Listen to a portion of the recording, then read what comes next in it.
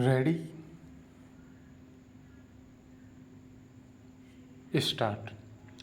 महोदय, पंडित नेहरू ने गांधी जी के नेतृत्व में दीर्घकाल तक भारतीय राष्ट्रीय कांग्रेस के नेता के रूप में तथा लगभग 17 वर्षों तक प्रधानमंत्री के रूप में भारत की आर्थिक नीतियों, पंचवर्षीय योजनाओं के लक्ष्यों तथा आर्थिक संस्थाओं पर अपना व्यापक प्रभाव छोड़ा है।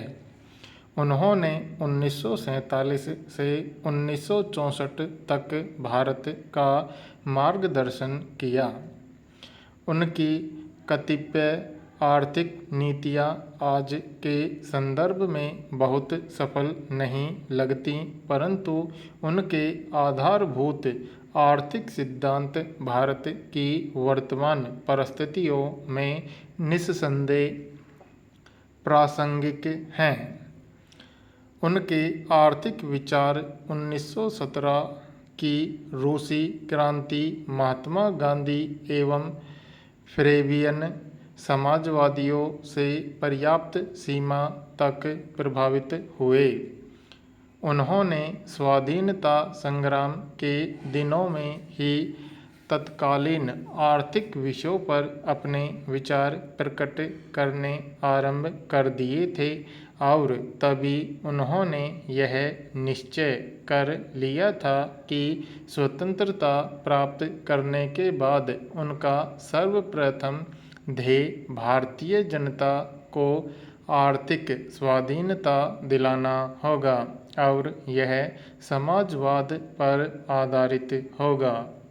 स्वतंत्रता के बाद वह प्रधानमंत्री बने और उन्होंने आधुनिक भारत के निर्माण का कठिन कार्य अपने हाथों में लिया। धर्मनिरपेक्षता, लोकतंत्र और समाजवाद को उन्होंने अपना आदर्श बनाया। 1947 में भारत के विभाजन का गंभीर प्रभाव भारतीय अर्थव्यवस्था पर पड़ा था। उस जर्जर अर्थव्यवस्था का पुनर्निर्माण करना अत्यंत कठिन कार्य था। ऐसे समय में भारत को किसी महात्मा की नहीं बल्कि एक व्यावहारिक दृष्टि की आवश्यकता थी। अतः गांधी जी से भिन्न उनकी रुचि भारत के आधुनिकीकरण में तथा विज्ञान व तकनीकी का बड़े पैमाने पर प्रयोग करके तीव्र आर्थिक विकास करने में जागृत हुई। समाजवाद की अवधारणा को भारत में लोकप्रिय बनाने का श्रेय नेहरू को ही जाता है। सन 1955 में भारतीय राष्ट्रीय कांग्रेस के आवड़ी अधिवेशन में उन्हीं के प्रयासों से समाजवादी समाज की स्थापना को भारत की आर्थिक नीतियों व पंचवर्षीय योजनाओं का लक्ष्य बनाया गया। उनका समाजवाद अद्वितीय था, जिसमें पूंजीवाद व सामाजिक नियंत्रण तथा लोकतंत्र व समाजवाद दोनों का सामंजस्य था ताकि दोनों के दुष्परिणामों से बचा जा सके। मध्य वर्ग का अनुसरण ही उन्हें भारतीय परिस्थितियों में अनुकूल लगा। उन्होंने विशुद्ध समाजवाद का समर्थन नहीं किया बल्कि समाजवाद के मिश्रित रूप को भारत के लिए उपयुक्त पाया। पूर्ण समाजवाद का तात्पर्य है कृषि व उद्योगों का पूर्ण राष्ट्रीयकरण, जो देश की तत्कालीन परिस्थितियों में तो असंभव था ही वर्तमान में भी व्यवहारिक नहीं है।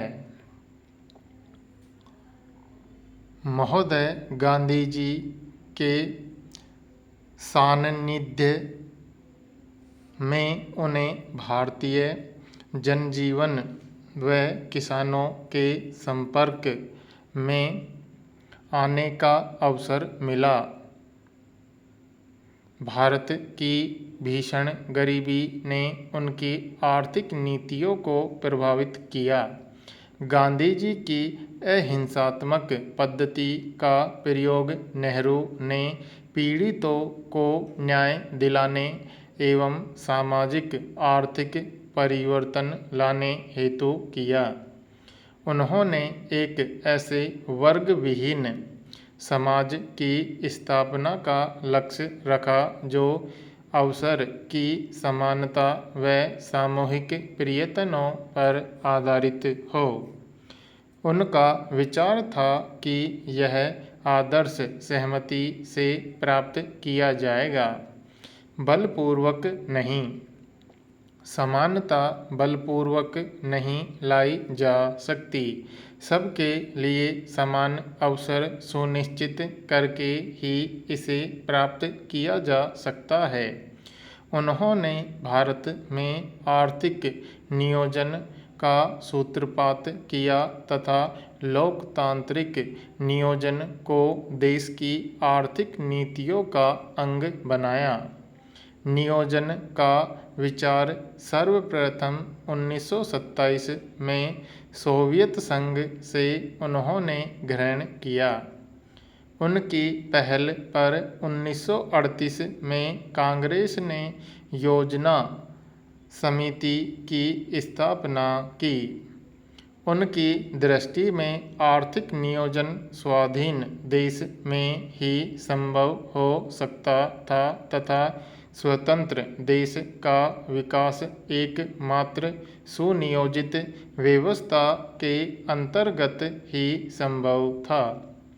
अतः 1950 में प्रधानमंत्री बनने के पश्चात उन्होंने योजना आयोग की स्थापना की, जिसके जीवन पर्यंत वे अध्यक्ष बने रहे। इस योजना आयोग का उत्तरदायित्व देश के उपलब्ध संसाधनों का आकलन करके प्राथमिकताओं एवं देश की आवश्यकताओं को ध्यान में रखते हुए उनके समुचित उपयोग की व्यवस्था करना था। लोकतांत्रिक सिद्धांतों में गहरी आस्था होने के कारण सोवियत नियोजन का निरंकुश एवं केंद्रीय ढांचा उन्हें भारत के लिए उपयुक्त नहीं लगा। इसके विपरीत उन्होंने पंचवर्षीय योजनाओं के निर्माण क्रियान्वयन में जनता की भागीदारी को महत्व दिया। अतः लोकतंत्र एवं विकेंद्रित आर्थिक नियोजन की अवधारणा आर्थिक साहित्य को उनकी अत्यंत महत्वपूर्ण देन है। भारत की पंचवर्षीय योजनाओं के इतिहास में द्वितीय पंचवर्षीय योजना को उनकी महान देन कहा जा सकता है। इस योजना में उन्होंने तीव्र औद्योगिकरण को उच्च प्राथमिकता देकर स्वाधीनता प्राप्त करने के 25 वर्षों के अंदर ही भारत को प्रमुख औद्योगिक देशों की पंक्ति में ला खड़ा किया। उन्होंने आर्थिक विकास हेतु औद्योगिकरण को अनिवार्य माना। बड़े उद्योगों का विकास ही उनकी दृष्टि में औद्योगिकरण का पर्यायवाची था। स्वतंत्रता पूर्व की कठिनाइयों का अनुभव उन्हें था ही। अतः देश को आत्मनिर्भर बनाना और स्वतंत्रता को सुरक्षित रखना उन्हें अनिवार्य लगा।